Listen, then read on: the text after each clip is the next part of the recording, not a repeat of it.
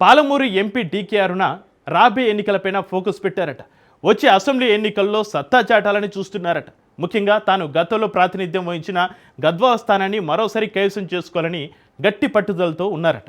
గద్వాలో తన పూర్వ వైభవం చూపాలని భావిస్తున్నారట. అందుకే వచ్చే ఎన్నికల్లో తన వారసులను రంగుల్లోకి దించాలని చూస్తున్నారట. అందుకే ఇప్పటి నుంచే గ్రౌండ్ ప్రిపేర్ చేస్తున్నారట. ఇంతకీ డీకే అరుణ తన వారసులుగా ఎవరిని రంగుల్లోకి దించబోతున్నారు? అందుకోసం ఆమె చేస్తున్న ప్రిపరేషన్ ఏంటి? Watch the story.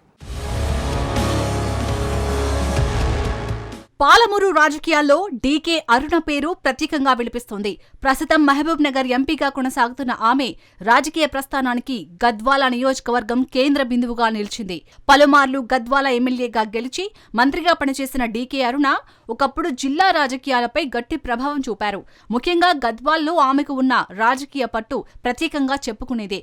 అయితే గత దశాబ్ద కాలంగా ఆమె గద్వాల రాజకీయాలకు కొంత దూరంగా ఉండాల్సిన పరిస్థితి ఏర్పడింది. ముఖ్యంగా గద్వాల నియోజకవర్గాన్ని కంటి చూపుతో శాసించిన డీకే అరుణ గద్వాల్లో తమ రాజకీయ ఆధిపత్యాన్ని కొనసాగించేందుకు కొత్త వ్యూహాన్ని అమలు చేస్తున్నారనే అభిప్రాయం వ్యక్తమవుతోంది. 2018లో జరిగిన జనరల్ ఎలక్షన్స్ లో సిట్టింగ్ ఎమ్మెల్యేగా పోటీ చేసి ఓడిపోయారు డీకే అరుణ.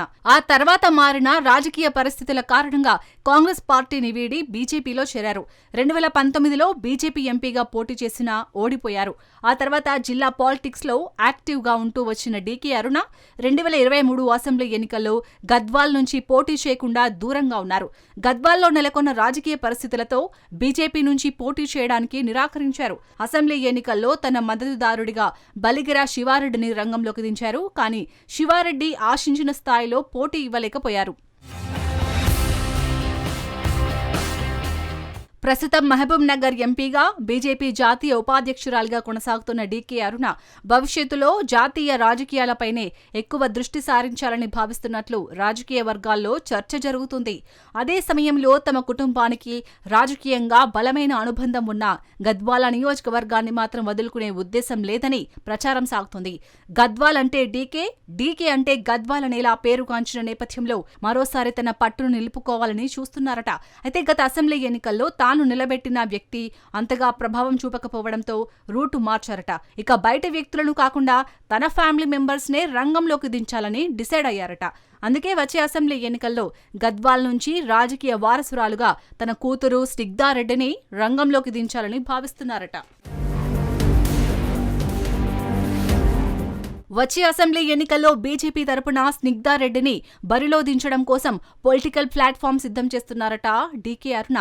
రాబోయే ఎన్నికలకు ఇంకా 2.5 ఏళ్ల సమయం ఉండటంతో ఇప్పటి నుంచే తన కూతురును గ్రౌండ్లోకి పంపిస్తున్నారట. ఎన్నికల్లో తలపడాలంటే ప్రజల్లో ఇమేజ్ క్రియేట్ చేసుకోవాలి కాబట్టి ప్రజా ఆందోళనలలో స్నిగ్ధారెడ్డి పాల్గొంటున్నారట. ప్రజా సమస్యల పరిష్కారం కోసం చేస్తున్న ప్రతి ఆందోళన కార్యక్రమంలో స్నిగ్ధారెడ్డి పాల్గొంటున్నారు. ఈ మధ్య కాలంలో నియోజకవర్గంలోని ధరూర్ మండల రైతులకు రాలంపాడు నుంచి సాగునీరు అందించాలని ఆందోళన చేశారు. బీజేపీ తరపున చేపట్టిన రహదారి దిగ్బంధం కార్యక్రమంలో స్వయంగా ఆమె పాల్గొన్నారు. అలాగే రైతులకు నాణ్యమైన విద్యుత్ అందించాలంటూ చేపట్టిన ఆందోళన కార్యక్రమంలో కూడా పాల్గొన్నారు. ఇలా గద్వాల నియోజకవర్గానికి సంబంధించిన ప్రతి ఆందోళన కార్యక్రమాల్లో స్నిగ్ధ ఫుల్ యాక్టివ్ గా పాల్గొంటున్నారు.